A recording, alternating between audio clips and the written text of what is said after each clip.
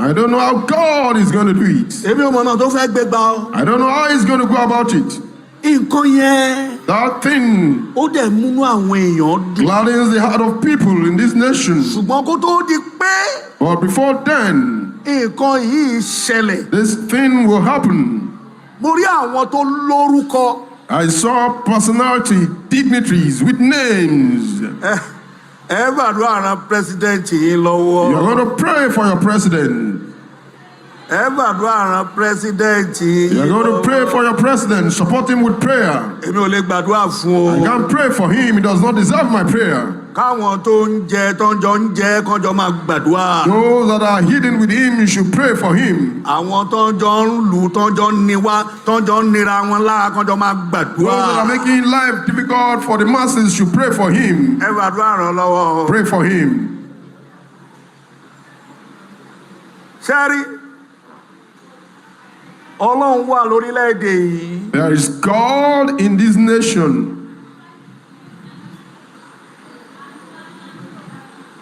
Ó sì fẹ́ máa fi nǹkan kékeré dààmú àwọn alágbára. And he wants to be using little things to disturb the high and mighty. Ọlọ́run sọ fún mi pé táìmù òun ti tó pẹ̀lú wọn. God told him that his time is up with time. Ẹ̀kan tí mò ń sọ yìí sílẹ̀ o. Write this thing down. Ṣùgbọ́n mo rí pé wọ́n ń jáde. I can see that they are stepping out. Nǹkan titun yìí dẹ̀ ń fara wọn. And this new thing is manifesting. Ṣé ẹ̀kọ́ lẹ̀ o? Write it down. Ṣé ẹ mọ̀ pé bíi 2 weeks ago mo ní kí ọba Yeye gbàdúrà. You know, about 2 weeks ago, I told King Yeye to pray. Ẹnìkan wá send social media kan sí mi, prophet ọmọ náà ló jẹ́ sí mi, Nasiru. Òun náà tún sọ ohun tó jọ bẹ́ẹ̀. And someone that's like a son to me in the ministry, Prophet Nasiru, sent a social clip to me. Ìwọ báyìí. You, this king. Ò bá gbẹ́kẹ̀lé Olúwa Ọlọ́run àwọn ọmọ ogun. It will be better you put your trust in the Lord of hosts, the Almighty God. Ó má tẹ̀lé ohun tí òrìṣà ń wí o. Don't follow what the idols are saying.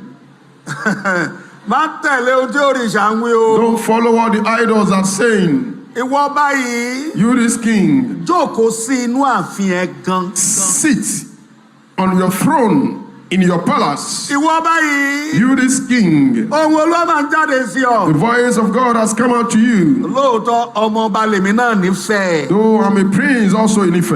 Agboolé Adésọjí Adérẹ̀mí lèmi náà ti From jáde the wá. family knowledge of Adesoji Aderemi. Tọ́ bá ń jẹ ọba ó tọ́ sẹ́mi náà bẹ̀tẹ̀ nù.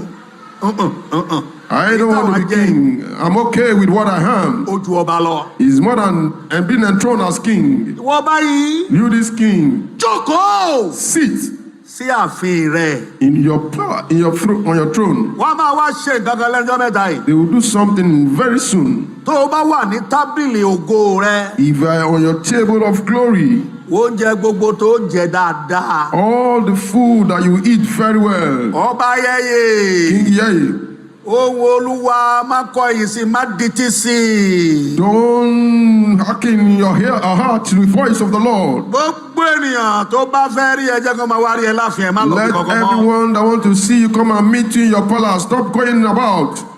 Àwọn ọba kan wà. There are some kings. Mo fẹ́ la ọ̀rọ̀ mọ́lẹ̀ fún ẹ. I want to probably mention some things and go straight to the point. Tún ṣọ́ra láàrin àwọn ọba tẹ́ ẹ tún wà.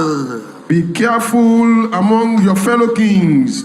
Tún ṣọ́ra o. Be careful. Be Ṣùgbọ́n watchful. tábìlì ògo tó ti ń jẹun. But that table of glory where you are eating, Kó bá jẹ́ iyán lomi ajẹ láàárọ̀ kọ́kọ́ wo yán ni dá. if you want to eat pounded yam in the morning, look at it very well. Ọbẹ̀ ẹ̀fọ́ rírò àti ẹ̀gúsí ni. Look at the vegetable, the soup they prepared for you very well. Ìwọ ọba Yeye. You, King Yeye.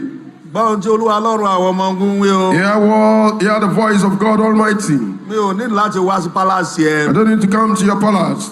Bó o pè mí mi ò ní wá. If you call me, I'm not going to come. Kó o pè mí If you call me, mi ò ní wá. I will not come. Kó o gbọ́ báyìí. Yeah, very well. Mi ò ní wá. I will not come. Kó o pè mí If you call me, mi ní ọ láti rí. I don't need to see you. torí mi náà. Because I too, mi ò fi ìfàmì oróyìn Olódùmarè nínú ayé mi wọlẹ̀. I'm not disgracing or messing around with the anointing of God in my life. ẹ jókòó sáàfin yín o. Sit in your palace. gbogbo àwọn tí rẹ́rìn sí ọ nínú ilé àti níta kọ́ lè yàn. It's not all those that are laughing with you, both in and outside, that are human. ọba ìjọ kíyèsára. This king, be careful, be watchful. kíyèsára o. Be careful, be watchful. kíyèsára o. Be watchful. mi nídìí láti mọ ẹ̀yin ọba. I don't need to know you kings, ẹ mọ Ọlọ́run. but know God. lórúkọ Jésù àdúrà wa gbà.